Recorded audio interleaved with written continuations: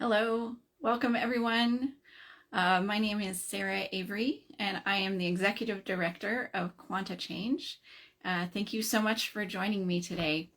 So, the title of this video is Happiness is Not a Choice. Is that confusing to you? Do you think, no, there are all these people who are out there saying, no, happiness actually is a choice. I have to choose to be happy. Or maybe you've heard, if you're in a bad mood, you can choose to be in a better one. Have you been hearing that? Does that work for you? Has it allowed you to choose a different mood? Has it allowed you to choose to be happier?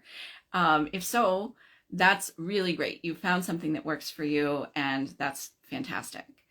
Um, but if it hasn't worked for you, have you tried? Have you done some things to see if you can lift your mood, change the mood you're in to choose happiness? Say, maybe you've done gratitude journaling, or perhaps you've tried affirmations, or maybe you've tried reframing certain situations that tend to be a trigger for you.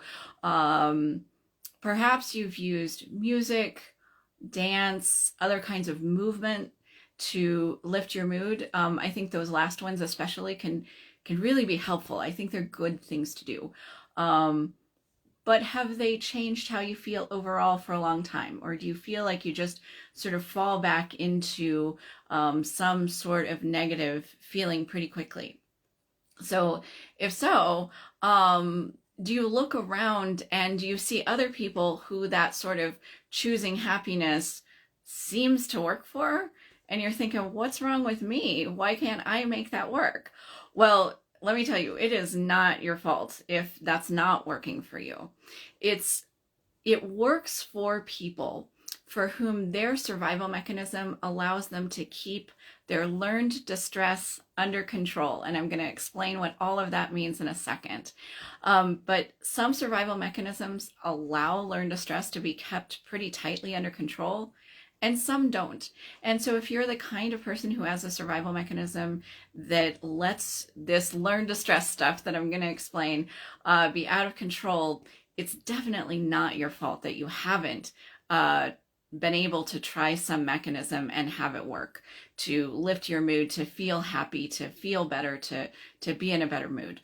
So let me define what all this means. So learned distress is the quanta change term for the feeling that you absorbed very early in life, that there's something wrong with you being just the way that you are. Learned distress has two different components to it. So one is just that raw feeling that there's something wrong with you, which can come in lots of different sorts of flavors, like I don't matter, or I don't fit, or nothing can ever work for me. And then there's a survival mechanism that was developed by your sense of self as you absorbed learned distress very early in life. And your survival mechanism is what allows you to get out of bed in the morning and kind of keep going and try to make good things happen despite the presence of this learned distress, this feeling that there's something wrong with you. So your sense of self that stores how you feel about being yourself is using learned distress to automatically generate all of your negative feelings and thoughts and situations and interactions. Again, automatically beyond your rational input or control, meaning you don't have any choice in the matter. That's what your sense of self is automatically doing for you. So that's frustrating, right? Because you feel like, well, if I don't have a choice, where am I? Well, so the thing is that your sense of self that stores learned distress is not accessible to your rational brain, to your thinking brain, meaning you can't think your way out of your learned distress.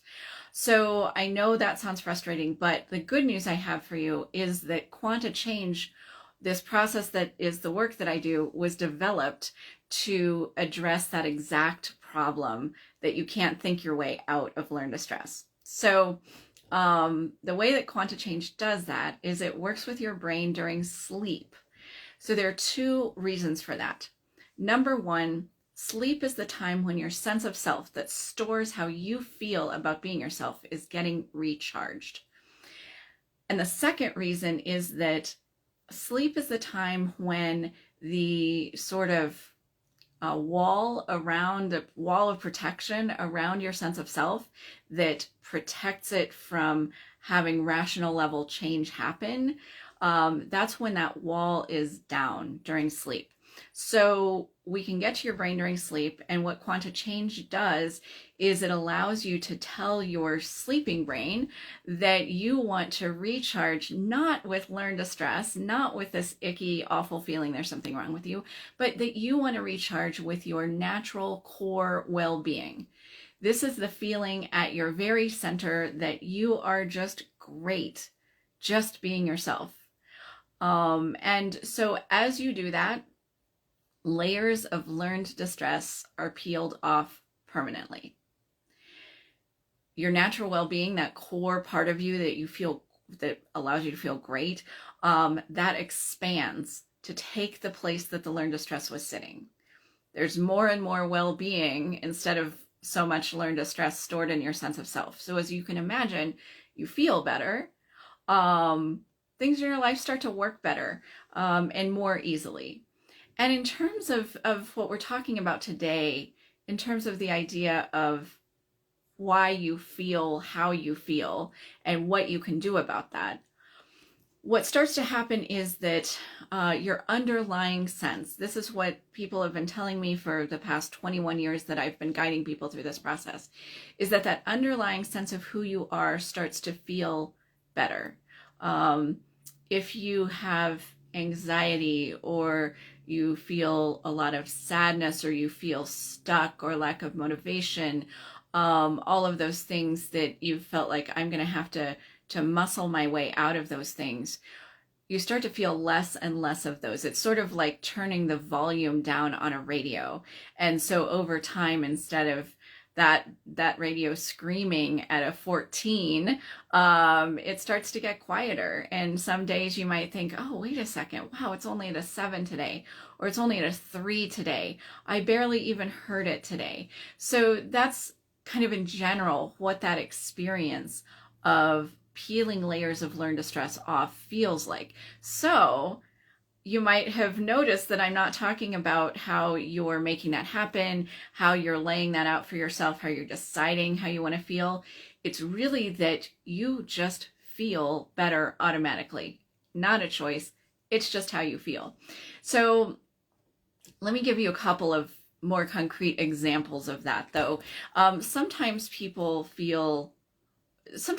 have triggers that they feel that I can't possibly feel good if such and such is happening, certain person is around, I can't feel good because, and maybe you can fill in the blank. I'm wondering if you have already filled in the blank the second I started to say that.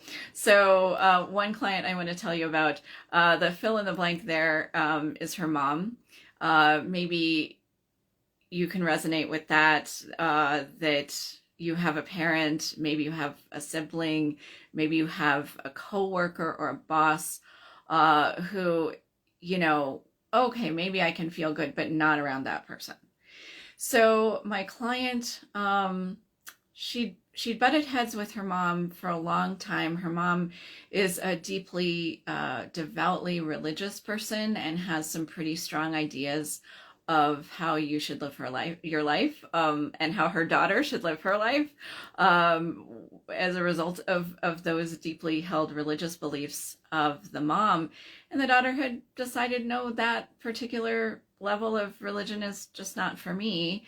And so she's a grown woman, and she has a family and kids, and so as she was living her own life, she would have those moments where it's like, oh, mom's coming over, I can't possibly feel good today. It's going to be awful. It's really going to be awful. But she started to unlearn this learned distress. And she started to have times where she was around her mom and she felt good anyway. I'll never forget a time when her parents came over, and one of the things about her mom's religious belief is that she doesn't believe that you should have pets. And they have a dog. My client and her family have a dog, and they'd always shut the dog away when her mom came over. But this time they forgot. They forgot to shut the dog away. The dog's running around. The dog's doing what it normally does. The dog likes to kind of jump up on my client's lap and snuggle with her. And all of a sudden she realized, oh my gosh, my mom's here and the dog is on my lap and I'm just enjoying it. It feels good. I'm happy. I'm not dead because I thought I was going to die if that would all happen at the same time. Can you relate to this? Is there somebody who you think there is no way I can behave in a certain way around this person? I will just die if that happens. So maybe you can relate to that.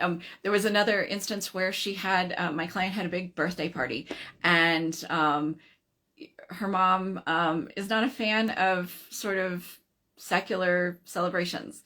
And all of a sudden, in the middle of her great big birthday party, my client looks over and realizes her mom is seeing her have a great time at her birthday. And she thought, well, you know what? I'm going to keep having a great time. So that's one example. If you feel like your mood is determined by who you're around or some other factor, that's an example of how that can change. Another example is some people's survival mechanism makes them feel like the other shoe is always going to drop. Something is always going to go wrong, no matter what they do. And I wonder if you can relate to that. If this is your survival mechanism, you are probably hearing this and feeling like, oh, I know what that feels like. Now, maybe it's in one part of your life. Maybe it's across the board. This client that I'm going to talk about, it was sort of across the board. And so with this kind of client, what I'm listening for when they call me is, are they, just telling me all the things that are wrong, all the things that are wrong. That's what they're telling me. Or are they telling me something that is good? Because a client like this doesn't tend to volunteer good things. And I can relate to that because part of my survival mechanism is this. And so I feel this sort of internal resistance to sharing good things that are happening for me, believe it or not. So I can really relate to that if this resonates for you. And so this client ended her call. She told me a bunch of good things that day. And then she ended this call by saying, yeah, it's been a really great couple of weeks. And then I said, wow, did you just hear yourself? And she said, yeah, that's not normally what I say. That's not normally how I feel, but it's true. It has been a great couple of weeks. So that's another example. If you kind of feel like the other shoe's always going to drop and just nothing can go right because that's just how life is for you, that really can change. So I hope I've given you a bit of hope today. And if you're wondering, maybe I want to check out and see if this kind of change could work for me, could be something that is a good fit for me. The first thing to do is find out which pattern of learned distress you have. I was talking about the survival mechanisms. So there's a way to do that for free. And there are 6 of these patterns. They're the idealist, the perfectionist, the defeatist, the caregiver, the dictator, and the optimist. And so these patterns are made up of your learned distress and your survival mechanism. And the reason to get this isn't just to kind of dive in and understand more, maybe to immerse yourself more, to have another way of understanding your negative stuff. It's really to see what you're going to be unlearning through the Quanta Change process so that you can feel good in these ways that I've been talking about today. So in order to find out which one of these patterns you are going to take a free, in-depth, scientifically validated personality test on my website, and I will graph your answers for you and send you a free report with your learned distress pattern, your survival mechanism, and ways in which probably Quanta Change would help you really feel better. So in order to do that, you're going to go to my website and It is Quanta Change, QUANTA change.com, and click on the free report button and go ahead and take the test, and I will graph your answers and send you the reports. So I hope that I'll be hearing from you, and I hope that this has been helpful today. I hope that you're feeling that if you haven't been able to quote unquote choose happiness, that you understand a little bit more about why that hasn't worked for you and what really can. So thank you again for joining me, and I hope that you'll join me again next week for another way that Quanta Change really can help you feel good being you. Thank you.